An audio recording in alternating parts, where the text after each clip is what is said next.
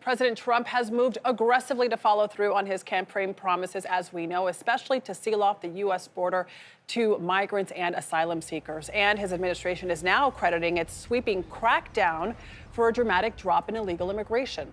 Last month, the Border Patrol recorded the lowest level in illegal border crossings in at least 25 years. Our Camilo Montoya-Galvez traveled to both sides of the U.S. Mexico border to talk to border agents and migrants, some of whom are now deciding to go back home amid the harsher U.S. policies.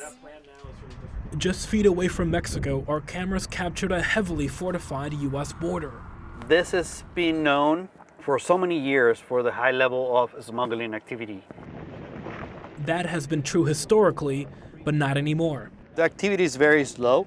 There's multiple factors attached to why we have seen a significant drop in apprehensions recently.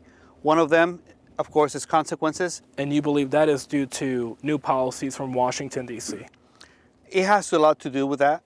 It is quiet here at the U.S. Mexico border, where illegal crossings are down by more than 90% from the same time last year. We have seen Border Patrol agents, soldiers, and vehicles and barriers, but no migrants so far.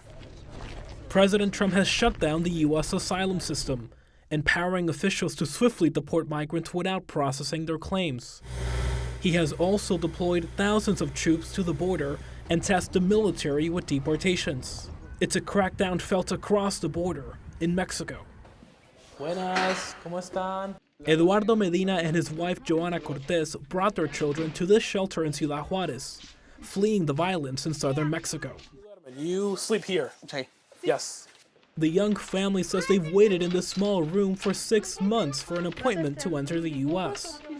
But that application system was quickly terminated by the Trump administration. Pues regresarnos a la tierra de donde nacimos.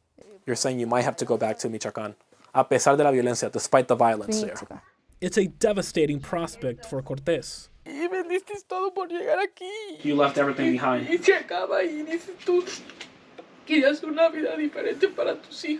wanted a different life for your children, and now that dream is ending. But El Paso Border Patrol Sector Chief Walter Slosar says laws must be enforced. We're going to make sure that we're securing the border, and we're going to do so unapologetically. I understand that people ended up in these areas, but we did not bring those individuals to this specific area. It's a stern message the Trump administration hopes prompts migrants like the ones we met to go back home.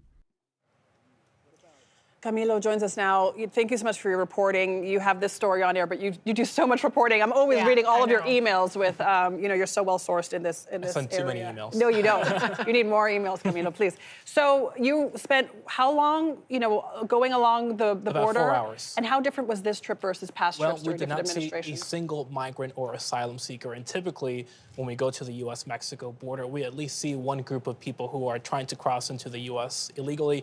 We did not see a single migrant. We saw soldiers, Border Patrol agents, and National Guard troops, and vehicles and barriers, but no migrants at all. That crackdown the administration is crediting for these lower numbers that we're seeing. How sustainable is that? And then how long would we expect then to see these low numbers? That really is the million-dollar question, because historically in the springtime, as the weather gets better, migration to the border increases. That has been the case historically. We'll see if that materializes this time around. Also, the policies the Trump administration is crediting for this dramatic drop in illegal immigration are facing legal challenges and could get struck down in court. After all, there are executive actions, not congressional laws. And that is because Congress, as you all know, has not acted on this issue in any significant way since the 1990s. And so Republican and Democratic presidents alike have had to rely on their executive authority to do something on this issue. So we heard from one family in the story that, was on the Mexican side of the border. What did other families tell you? Well, the people we met in Mexico, they're thinking of going back home to places like Venezuela, which they fled because of insecurity, violence, and other dangerous conditions. We met one Venezuelan father who told us that he did not want to give up on his dream of entering the U.S.